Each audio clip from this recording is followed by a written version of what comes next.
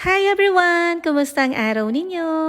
Tapos na yung long weekend, kaya back to maagang gising na naman tayo mga mommies. Ako mga 4 AM pa lang gising na ako. So heto yung baon ng mga bata sa school. Para sa lunch nila, ginawan ko sila ng chicken lollipops. So kagabi pa lang, minarinate ko na yung chicken. So ginawa ko nilang kanina is nag-breading na lang ako at nagprito.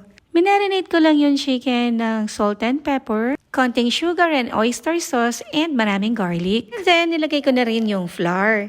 Kaya kanina, nilagay ko na lamang yung egg at saka yung breadcrumbs. After kong i-breading yung mga chickens, pinrepare ko na rin yung mga sandwiches ng mga bata. Ginawan ko sila ng cheeseburger para sa baon nila for recess at pizza bread naman para sa almusal nila. Pepperoni ang ginamit kong toppings para sa pizza bread ng mga bata. So pinray ko na sila habang nagpapainit ako ng mantika para sa mga chicken lollipops. Pwede namang hindi na i-fry yung mga pepperoni pero yung mga anak ko kasi mas gusto nila na piniprito yung kanilang pepperoni bago gamitin sa pang-toppings. Naka-medium high heat ang fire ko para hindi mag-dry yung mga chicken. Maliliit lang naman yung mga chicken lollipops kaya sure ako na maluluto naman yung loob ng mga manok.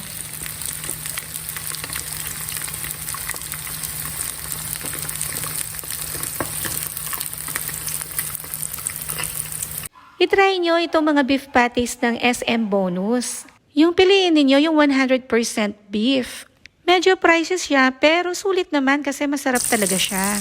Ito rin yung ginagamit kong patties kapag ginagawan ko ng mushroom pepper steak yung mga bata. Dapat lang naka-high heat ka kapag pinrito mo sila para toasted sila sa labas tapos moist pa rin sa loob at hindi sila titigas. So habang nagpa-fry pa ako ng ibang mga chicken lollipops ay inassemble ko na yung pizza bread ng mga bata. Umamit lang ako ng Italian pizza sauce and then nilagyan ko ng mga pepperoni toppings.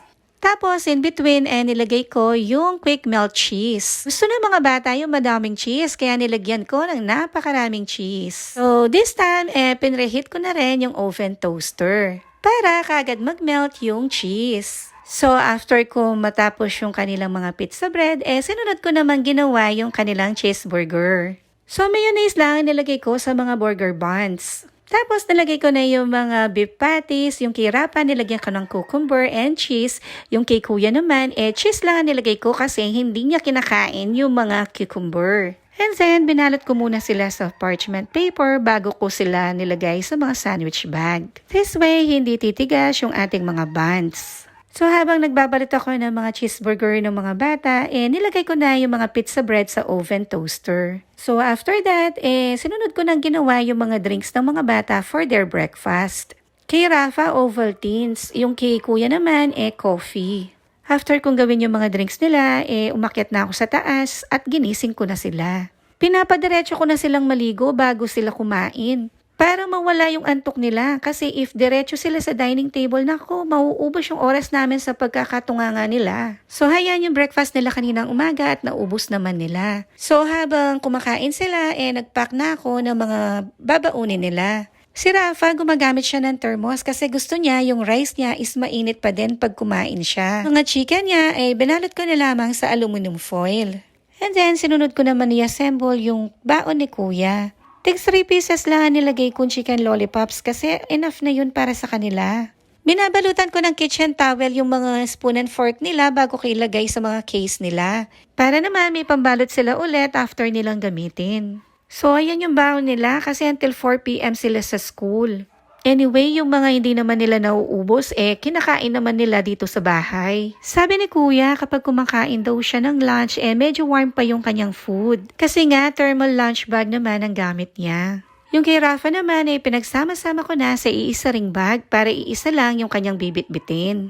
Yung kay Rafa, nilagyan ko ng disposable plate kasi nga naka-aluminum foil lang yung kanyang chicken. So, nung okay na yung sa mga bata, ginawa ko na yung breakfast ni husband. So, cheeseburger and brewed coffee naman ang breakfast ni Daddy. Kapag umaga, talaga dapat mabilis yung kilos. Kung hindi, aabutan kami ng traffic at sayang naman yung paggising namin ng maaga if malilate lang kami. Yung mga bata, may baon pa silang tig 100. Si Rafa, hindi niya nagagastos yung pera niya at sinesave daw niya. Pero si Kuya naman, kapag tinatanong ko, laging sagot niya sa akin ay, secret!